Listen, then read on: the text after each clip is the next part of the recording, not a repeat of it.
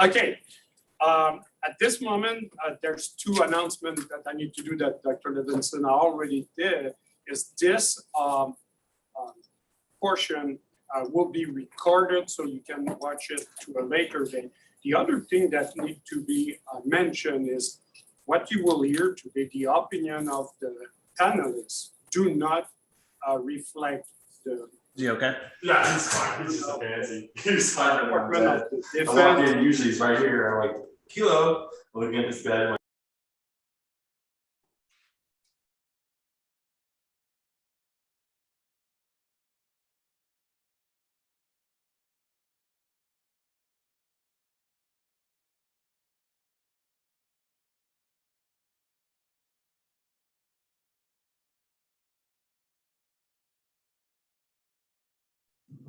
Hey, Sylvain, your mic is muted. Director.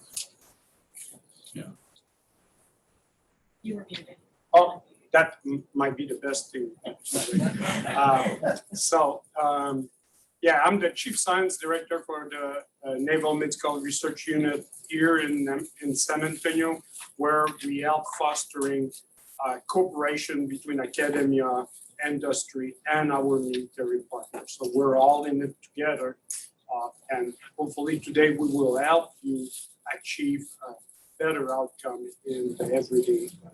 So without any further ado, I would like to invite the panelists to come and sit, and we will do some introduction. At this moment, it is important to know that we have two panelists that are here with us, and we have three that are online.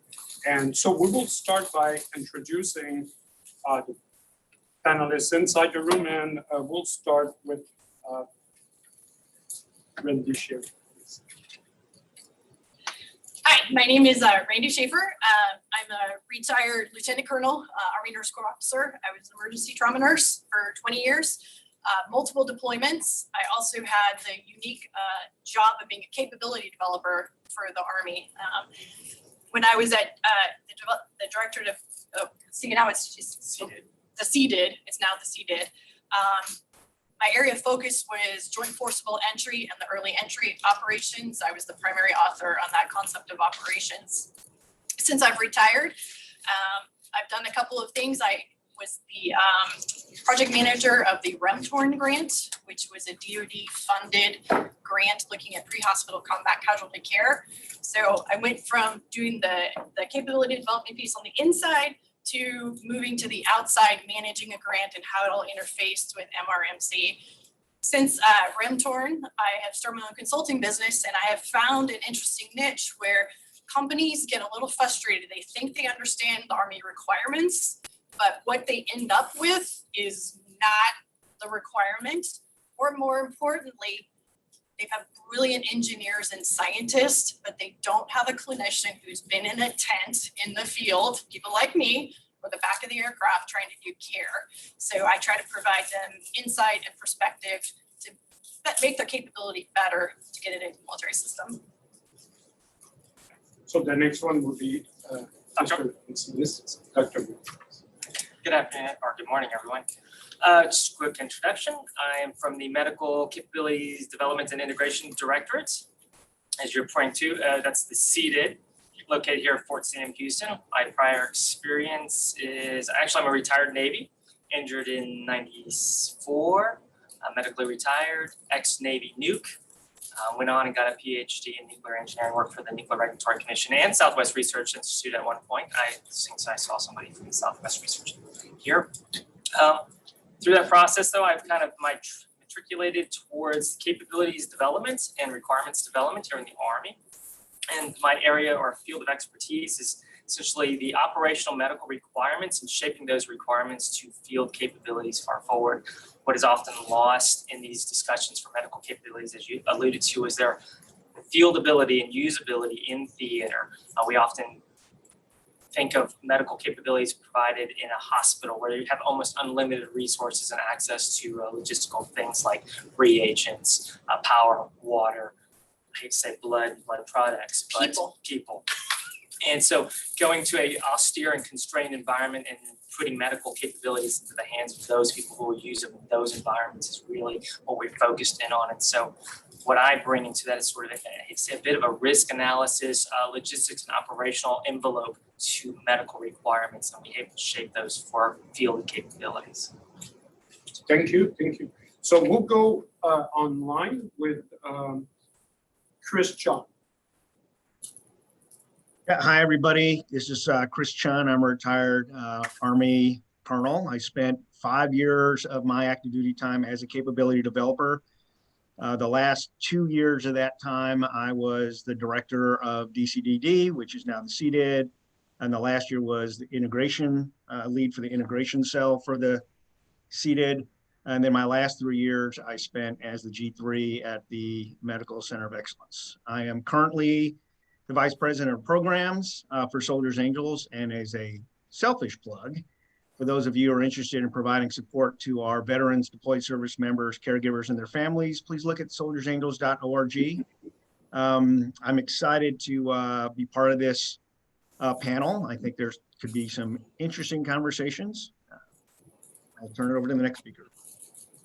Good, thank you. The next panelist online is Danielle Dumas. Morning, everyone. Good morning. Can you hear me? Yes. Who is this to? Is this for Dan Dumas? Yes. Hi, good morning. Can you hear me? I pronounce it as the French accent. Dumas. Okay. Good morning. I'm also a retired military person. I was an E7, retired out of the Air Force in 2003.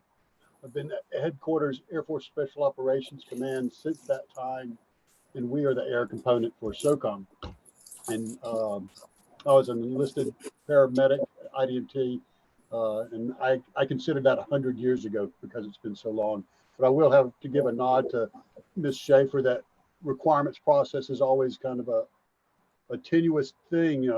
ASOC being the smallest component of all the DoD, we try to leave the big requirements, the big R's, to the bigger major commands. And we try to work more closely with users for mature technologies or new uses for current capabilities. And I'll pass on to the next person. Thank you. Thank you, thank you. And the next one, the last of our panelists, David Keeler. Morning, good afternoon to everybody. My name is Dave Keeler. I'm the Advanced Technology Integrator for Logistics Combat Element at Marine Corps Systems Command. Basically, it's a long title for saying I'm the S&T guy or science and technology guy. I do all things research and development.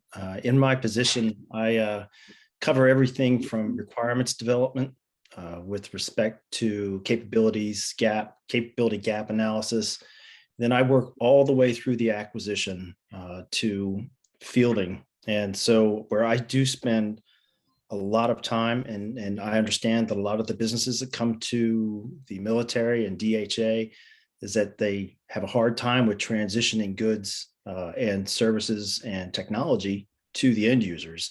And I do spend a lot of time helping those firms manage that transition.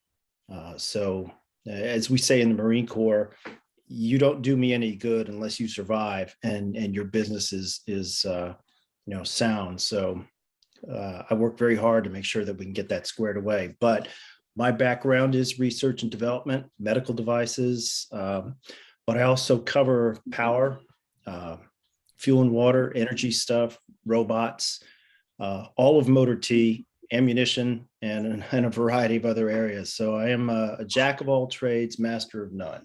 So. Thank you so much. One of the things for our participants online, if you have any question, please put it in the chat. We'll address them as we will go, not as we will go. The last portion of this webinar is a question asked by the people in the last 10 minutes.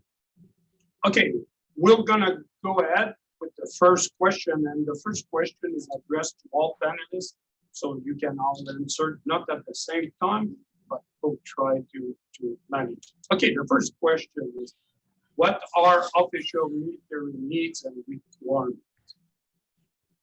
So who want to take the first question?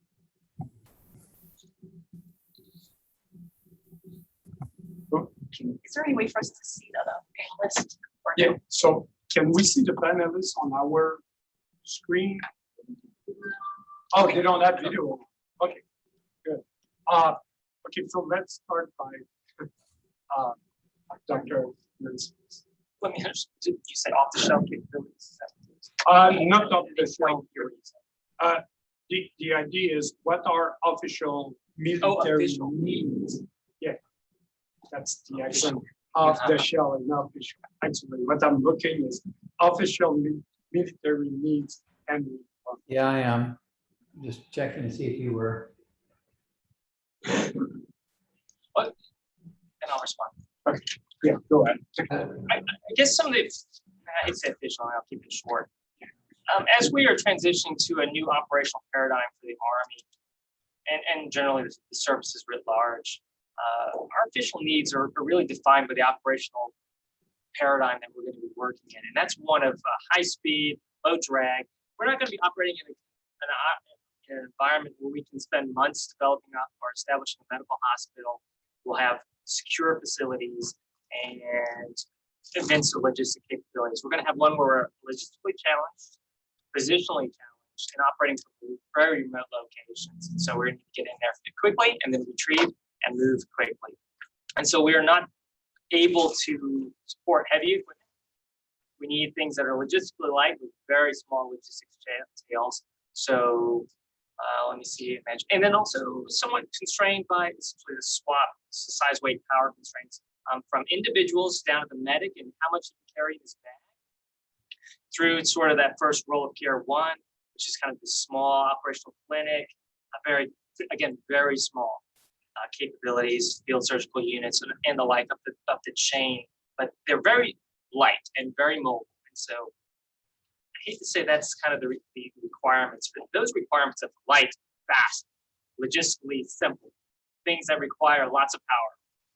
For instance, I hate to say dialysis machines, but let's say we're talking about dialysis. It requires 20 liters a day per person to sustain a dialysis machine. That's great in a field medical or a medical facility, at MTF, but in the forward sort of medical areas, that's not really a sustainable or tenable position to be in. Likewise with fielded equipment, having a ultrasound capabilities. That's something, that imaging that we really want to have, that kind of capabilities to look, sort of do a quick assessment. But the reality is we need something that's light, handheld, very small, weighs less than 5 pounds, operates on minimal power requirements with rechargeable battery. That's the kind of capabilities that I would generally say that we're looking for. And I want to leave it at that. That's just sort of the tee up that discussion. Hi, this is Chris, if you don't mind. So I Yes. want to take that question. The way I look at that question is at a less detailed aspect, because I think what you're asking for is, it says, what are official military needs and requirements?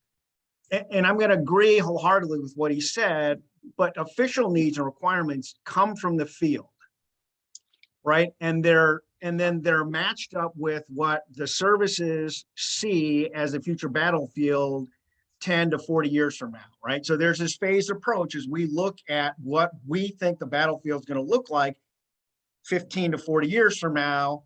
And then we figure out where are we now in our capability to support that, and what do we need to do to support the Department of Defense, or in my personal case, the Army, to match what we think we're going to see the battlefields. That goes anywhere from trying to determine what kind of casualties we're going to see, the casualty load, and a lot of other aspects. And so I think part of the frustration is, and why people think it's really slow, which it can be, and cumbersome, is that we have to take all this feedback from the field, figure out where we are, and then work on where we think we need to be. So the official needs and requirements come from the field. They come to the capability developer. It goes to the JSIDS process. And once that's signed off by each of the services, then that is what becomes the official need and requirement. Now, that's not to say that research can't be conducted, because we all know that we can do research in phases as we develop those capabilities. But from my perspective, that's what, until a document, a capability needs document is signed, it's not official. Can I respond to that? Yes, absolutely. This is James again. I wholeheartedly agree with what you're saying. That was a great summary of that. To that end, though, it's that difference between what we have and what we believe we will need in that operational paradigm 20 to 30 years from now, which are captured in essentially gaps analysis, that really defines it. We're going through that right now. In the next month or so, we'll be reviewing and performing our gaps analysis essentially for that 2030 operational window, 2040 and beyond kind of operational window. It's not a real good answer other than to say that we're working on a gaps analysis, and those generally get published as part of our operational concept in the annex, which will specifically lay out our official gaps for our operational requirements. Thank you. No, and Chris alluded to this process called the JSIDS process. That's the Joint Capability Integration System, JSIDS. It's supposed to drive the needs and the requirements of the material development. It is an incredibly complex process. I brought the starter manual. It's 300 pages. That's just the introduction to the JSIDS. We all went to a 2-week course. We've been in the job for years, and our understanding of JSIDS is still very limited. I think if anybody says they understand the entire JSIDS process, they probably need a drug screen, because it's very complicated, convoluted. I don't think it was intended to be that way, but when the government got involved, it got a little complicated. And that's where a lot of frustration comes, is you're like, well, I heard there's a capability document that says they need this requirement. Well, how do I get in on that? And it's like, hold on, we got to find the right people, where at in the process to get involved. And I just, from my personal experience, when I got to DCD, I'm a trauma nurse. My world is seconds and hours. When I got there and they told me this was going to be months and years, I was like, it is. I think we were talking, some of the projects that I was working on at DCD when I left 9 years ago, are still in the queue. So if you're looking for a quick, fast solution, that's not it. So Jason's 101. Yeah, no, that's a good one. This is Anybody Dave Keeler. online would like to add? Yeah, I've got one last comment on there, and just to throw this out there, yes, JSIDS, JSIDS is definitely a nightmare to engage and maneuver through. But I will say that it is not the end all with regards to procurement. There are still ways to do rapid development and insertions into the fleet. And so with that, we have what we call our urgent needs statements, things like universal UNs, DUNs, and now we have the RUNs, or rapid UNs. And so with these tools, we are able to engage new technological developments and then be able to insert them into our programs. So there are those opportunities where, hey, you don't need to worry about that 2030 or 2040 outlook. We can do modernization as necessary. So that is there. That is one way that we work. And I heard at the beginning on SBIRs, the Marine Corps lives and dies by SBIRs. And it is something that has saved us on a number of areas. And I do love spending time with vendors and educating them on the process and helping them work their way through that maze as well. So I'll just throw that out there. No, that's a great point. And each service uses those JUONs and other things to get after those rapid. I need to have them in the field now. But I think part of the discussion is also long-term. So if you're looking at not procurement funding, but you're looking at life cycle funding and those kinds of things, and it has to work through, according to the regulations, it has to work through the JSIDS process. So Dr. Lucis, you would like to add one? I want to drag this out just a little bit longer and kick this horse. We've been talking about, or what you heard just a moment ago, is the ONs, the JUONs, directed requirements. Often when we have an official position, it's a long, arduous process. We do the gaps analysis, we do all these analyses, this JSIDS processes, years-long processes. But getting after and resolving those ons or those UONs through other contracting mechanisms, or not even just the contracting mechanisms, but the decision mechanisms, there is this push for us to do technology engagements and to bring them on board. We're still working through that as part of FCC, AFC, that's the new Army Futures Command, which is trying to accelerate this process and somewhat break some of this logjam.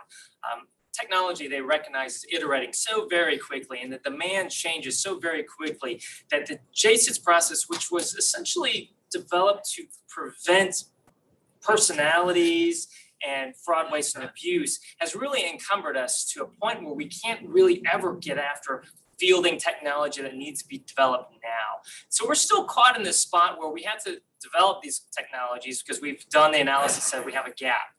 But when we see something that emerges that says, hey, we've got a solution to a problem that you probably don't recognize yet, that's where we're starting to get after those UONs, JUONs, and the likes, and then how do we get after the directed requirements? Because literally just this week we wrote a directed requirement for a veterinary anesthesia device because we recognize an immediate gap in our capability, and we're pursuing that. We'll have that done within a matter of probably a few months of actually getting it to where we can field that.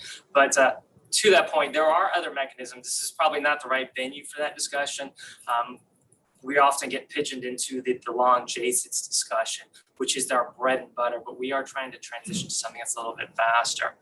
And as I had said, medical transitions to DHA, they've kind of created a paradigm, and I'm not necessarily the representative for this discussion, of where they're looking at two different cues, that UONs, JUONs from the field, essentially the combatant command surgeons, who will present those UONs or JUONs, and then the services requirements that really are probably a little bit more directed towards the JSID, sort of that long, thoughtful process. So one operationally driven from the immediate needs, and then that one that's a little bit more driven for that long look at the deep horizon on the capabilities that we'll need in the future. So that's. No, thank you. And this leads us to our second question that we may or may not have been answered. I think we did, but I want to make sure for our participants we address it maybe more thoroughly, or we can pass to the next one. The second question is, where do military needs and requirements originate from? And here what we're looking is defining capability gaps. How do we get with it? Which again, I think we addressed it, but did we really put our finger on it? Anybody online? Anybody online? This is Dumas. I think Colonel Chun probably did answer it. And, you know, again, representing one of the smaller forces, it's rather easy for us to understand the gaps from our users because we're on the same base, basically co-located, if you will. But I think other services sometimes will go and do basically a capability-based analysis to get that user input. But otherwise, I think Mr. Chun answered it, you know, because then you break off once you've identified it. Do you go in through the JSIDS process, or do you look at multi-tier acquisition approaches or other transaction authorities? And I'd really like to hear more about Mr. Keeler and his success with SBIRs, because I think the military has avenues for businesses and researchers to find entryways into meeting military needs, whether it's JPCs or the other broad agency announcements and SBIRs, but we often find ourselves in the valley of death trying to dot the T's and cross the I's of the requirements process while we develop a project. And this is Dave Keeler. I can follow on. I won't talk about the SBIRs right now, but with regards to, you know, the needs and requirements, I absolutely agree. It starts with the users and the user community. But one of the things we're starting to see more and more is our modeling and simulation. As we really get into it, that is feeding a lot into the identification of capability gaps. And that goes far beyond medical. And what's really interesting in some of these is the constraints and implications of other technologies and how it impacts medical, you know, especially things like power generation, autonomy, artificial intelligence, machine learning. All of these things are all coming to bear. They have, they have these tangible effects that definitely, I think people don't really think about it. They get locked in on the medical side of things, but they need to look at all of these other associations to really get the big picture. I mean, even tents, shelters, all of that comes into play here. Over. Agree. Do you have anything you would like to add? Or? As to the origin of it. Yes. And to break down, we say end user. How that process happens in several ways is after a unit deploys, they'll do an after action report and they'll write down all the good things, all the things that needed to be improved. So that data is collected. Also at the CTCs, at the combat training centers, such as Fort Polk or the National Training Center, when you're sending out brigade size elements, same thing. They're doing their after action report saying, this worked well, this did not work well. And all that information gets fed back up through the chain and eventually should land over in the requirements so they can go, wait, we're seeing this over and over and over. Hey, maybe we do have a gap here. And then that kicks off the process for how do we fix this for them. Thank you. And I think at this point, what we've talked so far have really laid a foundation for the following question, and which at this moment now we know what we're talking about. And I know we talked a lot about we use acronym and all this. We're all available at the later date to answer the question in terms of what is a yuan. Those kind of question we are available to answer. So at this moment, I'm gonna move out. So the foundation has been laid.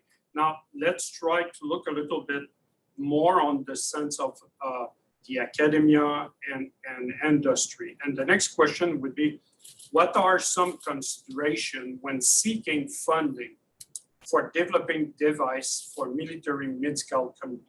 So this answer will help our industry and partner to kind of look a little bit what are the considerations when they seek funding. This is Dave Keeler. One of the things I would tell folks right up front, medical devices used by the military, just like everything else, have to be FDA approved. So a lot of folks tend to forget that little hurdle, but we won't field anything that's not FDA approved as required. So, but to that end, it's not just a standard civilian use device. It's something that you have to take the step further to look at the operational environment. Can that system, can that device be employed in extreme temperatures, extreme humidities? Can it take blowing rain, sand, dust, etc.? Can I get that device through an airworthiness certification so I can put it on board aircraft? And each one of the services have different aircraft requirements. I can tell you from the Marine Corps side of the situation, NAVAIR has much higher standards with regards to dynamics and loads than the other services. And it's for obvious reasons. When you put something on board an aircraft that's landing on a carrier deck, it's a much different situation. So those are the sort of intangibles or things that sometimes get lost when I'm working with companies that are doing development. Yes, the medical technology is the focus. It is the core, but you still have to think about these other things that are driven just because of our operational environments. So, over. Yes. I want to kind of lean on that a little bit further also. I think when you're considering seeking funding, and this is not from the seat that I sit in now, but prior seats when I sat at the AFC and FCC, was that what we're often looking at was the leveraging of commercial investment. And so to some extent, we're not looking for carrying the entire developmental cost for an entirely unique capability. What we're really looking for is a sort of an incremental enhancement to a capability that you are already pursuing. Let's say predominantly what's most applicable to us is trauma care type of incidents, but sort of expanding that to operate in those enhanced environments to get those certificates of airworthiness and the like, and then to harden them to expand in their operational domains, climatically speaking. Likewise, what probably sells well, at least in these day and age, is when we consider the future operational domain, looking at how we leverage information technologies to move information forward to enable better utilization of the personnel we have on board. We don't have, I hate to say it, time. We don't have enough time to train people. We don't have enough money to train people. We don't have enough money to get a neuroscientist or neurosurgeon in the battlefield. How do we leverage and enable his capability to reach the battlefield and sustain or preserve life at that point? And so moving knowledge forward, mass casualty response, how do we provide bulk medicine? Oftentimes casualty care gets pigeoned into this, I don't want to call it exquisite medicine, but I'm going to say it. Exquisite medicine is great. It saves lives, it saves limbs, it improves quality of life. But it's often important to the military, at least right now, when they're looking at the future battlefield and we're in a peer-to-peer contact where our enemies are able to shut down air transportation and the likes and precision target us and expose our forces to phenomenal attacks. How are we going to provide bulk medicine? How do we get as many people back into the fight where they're injured? How do we assess, diagnose, and treat people where they are? And that's probably what sells fairly well.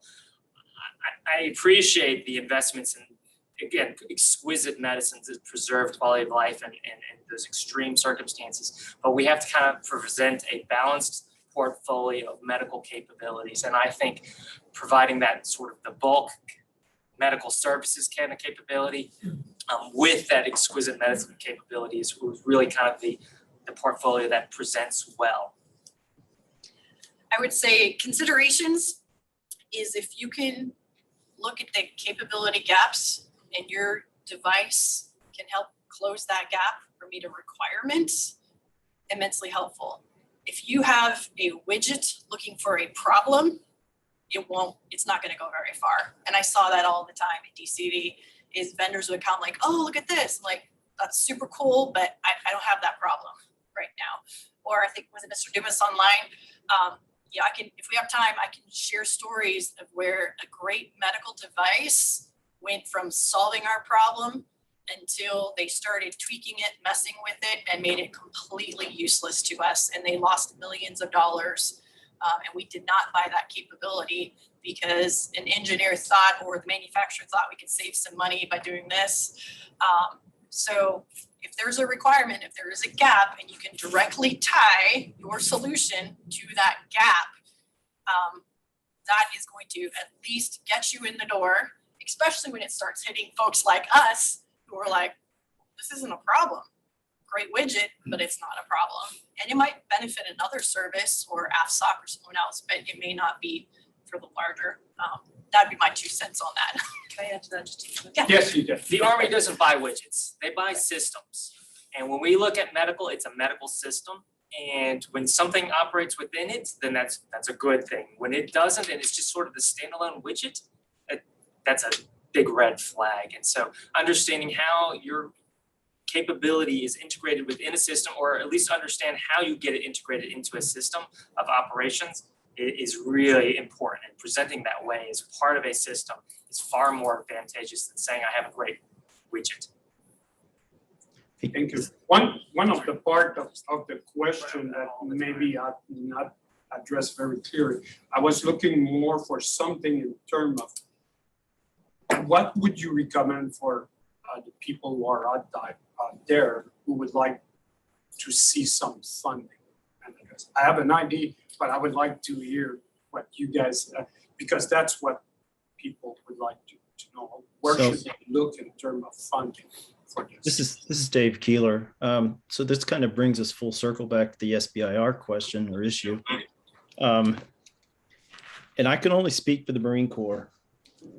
We get very little when it comes to developmental funding. We're not the Army. We're the redheaded stepchild. So this is one of the reasons we absolutely love the SBIR program, because SBIR does a couple different things for us. It provides the opportunity to develop new technology and a lot of times in short order, but it is also a tool for us to work through the transition to actual fielding. An SBIR end product through the very nature of the program, the competitive source selection is done at the very beginning. So when you exit an SBIR that has been FDA approved, in this case, when we're talking medical devices, it's been FDA approved, it's gone through testing, is also for environmentals and everything. There is a path forward to sole source procurement. This works very, very well. I've transitioned a number of SBIRs, including medical devices, and it works very well for the Marine Corps, as do other programs like the Rapid Innovation Fund. There are programs through the Office of Naval Research with their Tech Solutions program. There are a number of avenues, and I spend a lot of time working these things with vendors. So, I'll throw it out there, for anybody that's interested, feel free to contact me and I can help you with some of these things and point you in directions and areas that there are opportunities. And granted, again, Marine Corps, we don't have but so much money. So go talk to the Army because they've got a lot of money. So, but I'll leave it at that. This is Chris Chun again, if I could I want to pull back again a little bit when you're talking about long-term, because I used to get calls all the time when somebody says, hey, I've got this, and I think that you have this problem. As a capability developer, you're barking up the wrong tree. You should, those that are interested in getting funding and trying to figure out where the military may or may not be heading, they need to reach out to the researchers, not to the capability developers, because the researchers have some flexibility to go out there and do research on specific things that don't have an actual capability development document, and that's okay, right? They can go through that milestone 1 through 3. If my information's dated, I'm sorry, I haven't worked in this directly in about 5 years, but that's where they need to reach out to, because capability developers cannot commit to what we're looking at. That provides an unfair advantage to anybody else. It doesn't matter if you already have a contract with the federal government or you're a brand new startup. You need to start trying to get into that research. Call DARPA, call MRC, call whomever, but the capability developers, if they're doing what they're supposed to do, cannot comment about what the future capability requirements are. Thank you. Anything you would like to add? I would echo that reaching out to the material developers, maybe understanding their organizational structure, also the funding structures for the Army. We've kind of broken these down into the 6.1 through 6.3, which are S&T investments, which the material developer has a lot of latitude in investing in. They don't necessarily need a requirement to pursue it. They just have to have a general requirement, an ICD, an initial capability, basically a vague sort of notion that this would ultimately be something that could be applied for military applications in the Army. And then the above that, which would be the 6.4, 6.5 and above dollars, which are essentially developmental dollars, basically taking S&T and turning it into, I hate to say prototype, what do we call it? Something more advanced in the desktop application, but a demonstration capability, a proto commercial-like capability. Backing up for just a second, going back to the Army has dollars in response to the Marine Corps' whining about being a redheaded stepchild. The Army does have a program very similar. It's the SBIR SBIR programs that ASALT runs. Of late, they've been promoting that through what they call the X-Tech search. And so there is a medical portfolio or a solicitation associated with it. And they do calls for that. And that would be essentially a initial pathway. They don't actually they even start before a SBIR, which will be proposals for a white paper, just some dollars to write a short white paper, and then they'll follow that up with potential sort of escalations to kind of get you into the pipeline to develop things into what might be ultimately a SBIR type, SBIR 1, SBIR 2 funding. I would caution, as was previously mentioned, that these don't get you all the way through, though. They leave you in the valley of death. And I think there's another program, a technology transition sort of funding pathway, but even those are challenged. This is where you as sort of innovators are faced with the challenge of the long durations and timelines that it takes for us to get or to execute acquisition. Even a speedy acquisition with MTA of the likes can still be several years. And then you're faced with other challenges, and there are other pathways to sort of cashing out your venture equities, and certainly explore your entire portfolio or options on how you might transition your IPs, I hate to say this, to somebody who might be a bigger fish who can sustain that long enduring engagement that fields technologies ultimately. Thank you.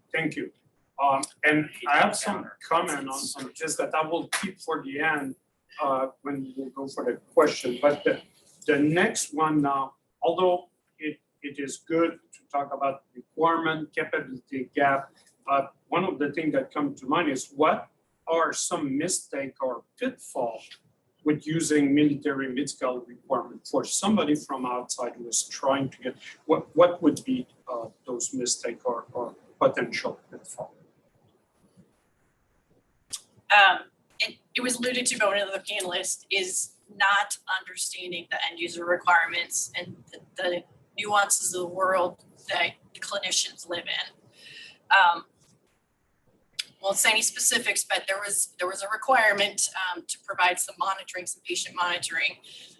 We live and die by Cuban weight. That's first thing, because everything we put into a bag, a rucksack, or a case, it's a zero-sum game. Something may have to come out. So one, we live and die by weight and Q. This device was very promising. We had asked them, we need to do some long-term monitoring. Doctrinally, we are trying to move patients out of theater in 72 hours. We know when we have large-scale combat operations or multi-domain operations, we are not going to have that freedom to maneuver around and move patients out. So we need to start looking at devices to help far forward make clinical decisions. Because if I have, 1 liter on an aircraft and I have 10 patients, I need a device that helps me triage those. Does that make sense? And you got to remember that end users, I'd never forget this, is we asked for it to be in color. We wanted a gas gauge. We wanted it green, patient was stable, yellow, keep an eye on them, red, they're crashing, you're going to need attention. The reason we did that is, remember, these are 18-year-old medics. There's only one sometimes in the formation. So I rely on other people to help me do medicine. So I might say, when this starts getting to yellow, you come grab me. That patient needs my attention. Well, during the manufacturing process, they wanted to save money. So they made it an all green screen. Do you remember MS-DOS, those first color greens? And I called them, and there may have been some F-bombs involved, but I was like, why would you do that? Well, it saved us manufacturing costs. Then you don't understand your end user. By the way, that kid is probably taking care of his friends. So stress that most 99% of the world doesn't quite get. So I said right there. So I said, go back to the drawing board. If you're not going to manufacture with color, we need some alternative. So they sent me an iPad to Bluetooth connect with the device that would have the color gauge on there. And it made perfect sense to them.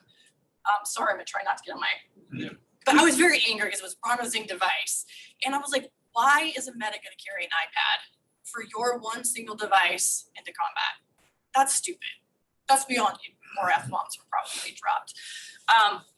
So some of those are the pearls where they had really smart scientists and engineers and they thought they were meeting the requirement. And then when it came out, just a couple changes made it absolutely useless.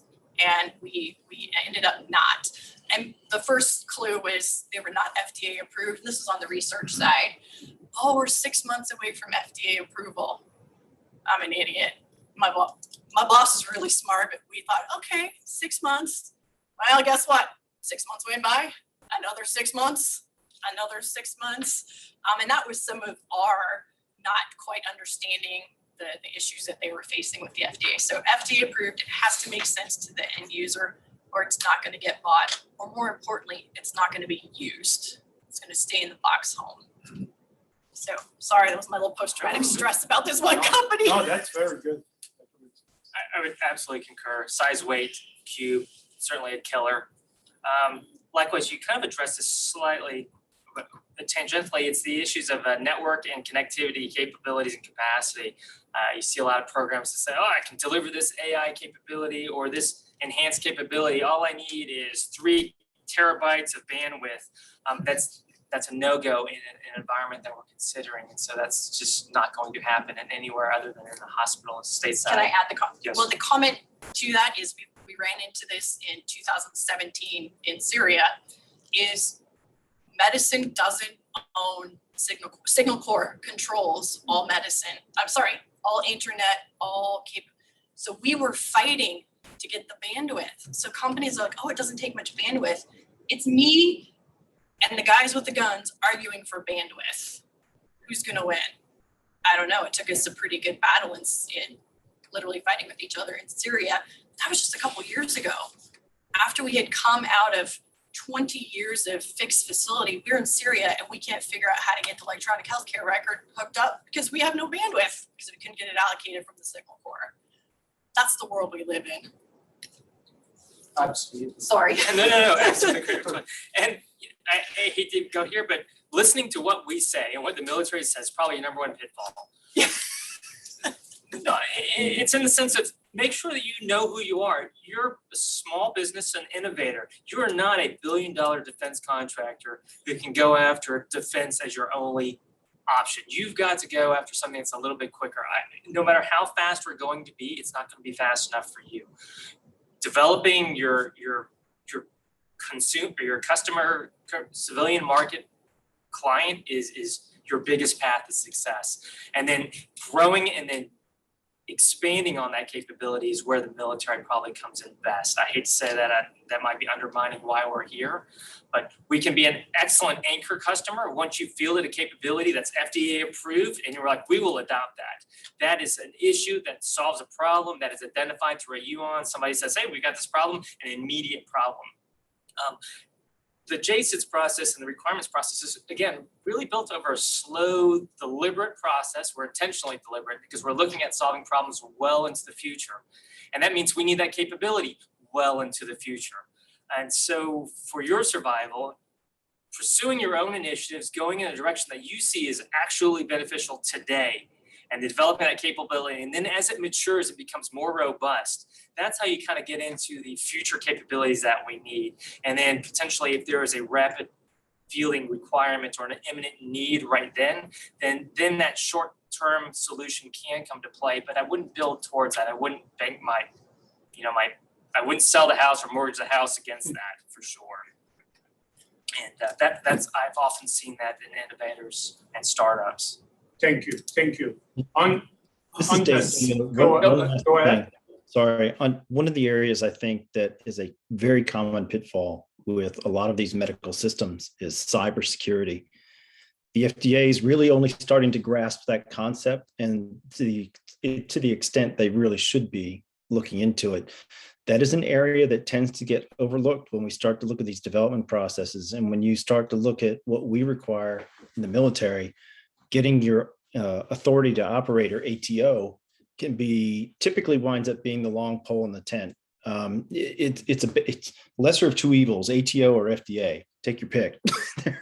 they're both going to be a problem no matter how you do it. So, but the ATO and cyber is an area that you typically don't have to worry about with the civilian side of things, but you do need to consider that. I mean, those are military requirements, and that is a reality. And going back to the communications, yes, bandwidth, definitely a concern. The other aspect too is in comms denied environments where we know communications will be very intermittent.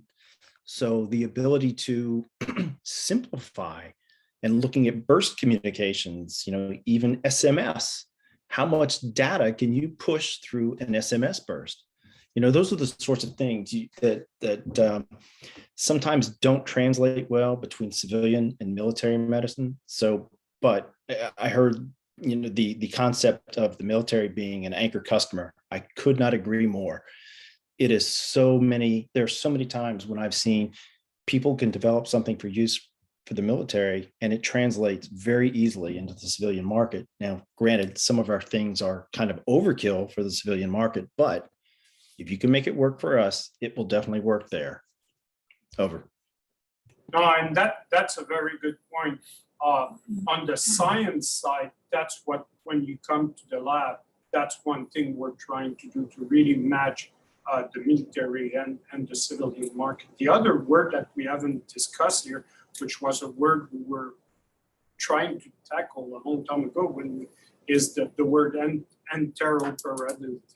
How those devices can be all connected in the field, which is a very big problem. But that's maybe we can address this another time. We unfortunately already have filled up our 55 minutes. We're past 5 minutes. And so we will go online. Caitlin, you can read a couple of questions for our panel. And at the end, I will come back, do a couple of announcements. So Caitlin, if you want to take some questions, please. Absolutely. Our first online question is from Dr. JJ, and the question is, due to the effect of COVID-19, are preventative medicine products and procedures being included in the military medical needs? Can you say that again, slower? Sorry. Due to the effect of COVID-19, are preventative medicine products and procedures being included in military medical needs?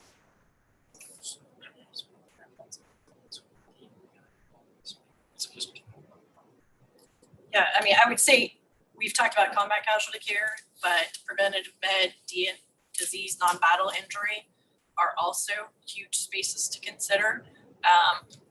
Historically, most of your injuries or diseases are the reason we don't have warfighters on the field. They're getting evacuated for disease or non-battle.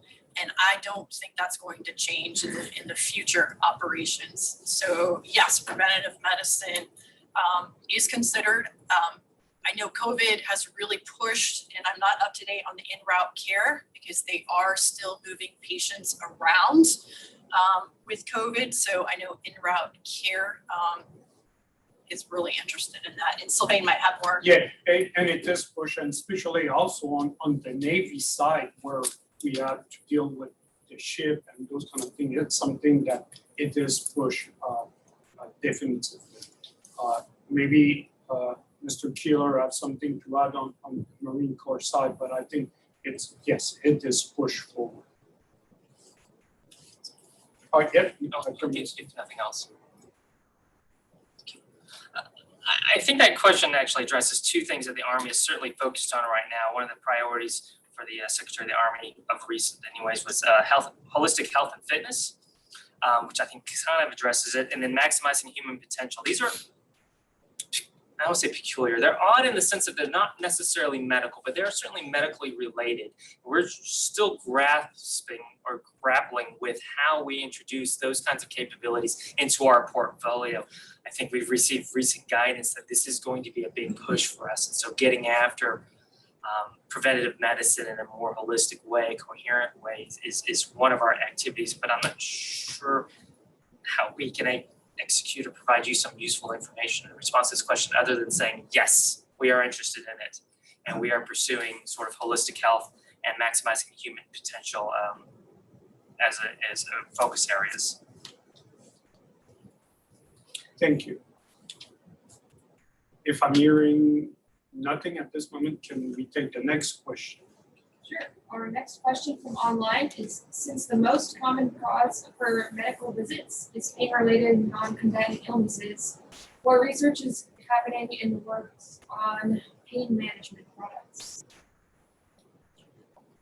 I don't think I don't have any visibility. we're not the right, I would say that I'm not the right representative for that. That would be the material developer and looking through their portfolio. And I do know that they are doing sort of pain management as one of our focus areas in S&T, but that's not really, I hate to say, germane to this discussion.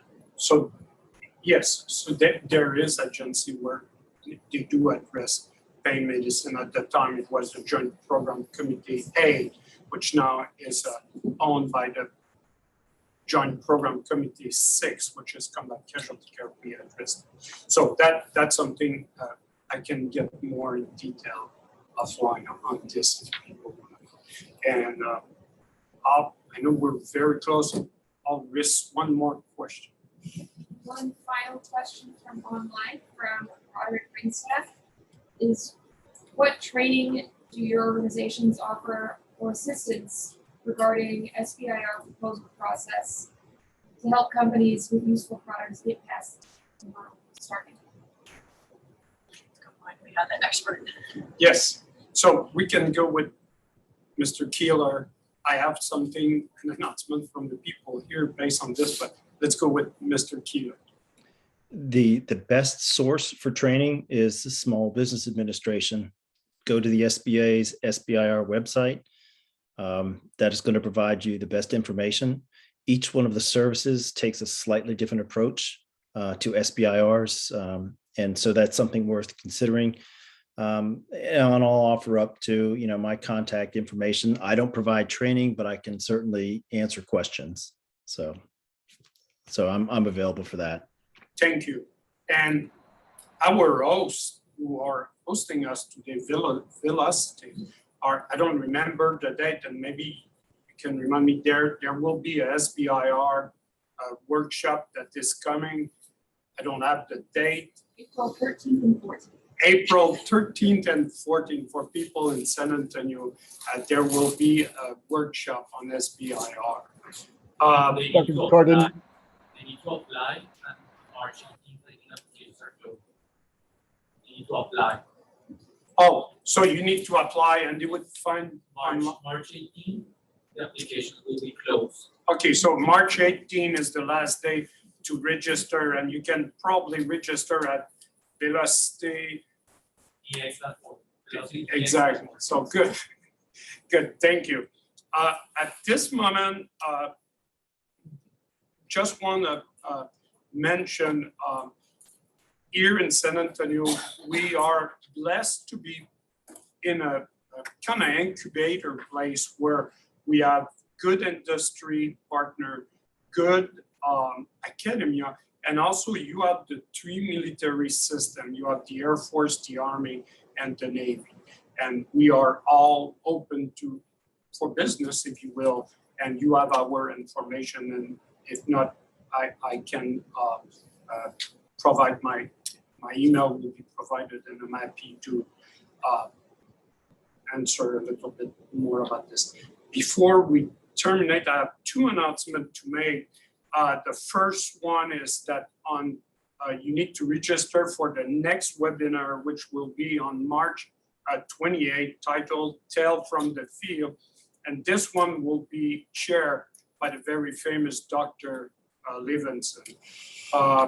The last announcement here is you need to register for the Military Industry Day, which is April 19, and we will all be kind of hosting this day.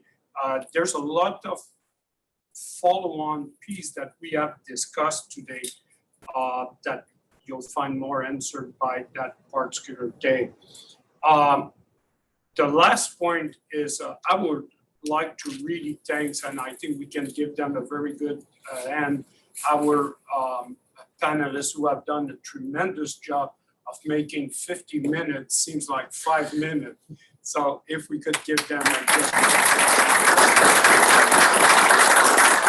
So any other thing from the Velocity group or Dr. Levinson that you would like to mention, or are we good to let?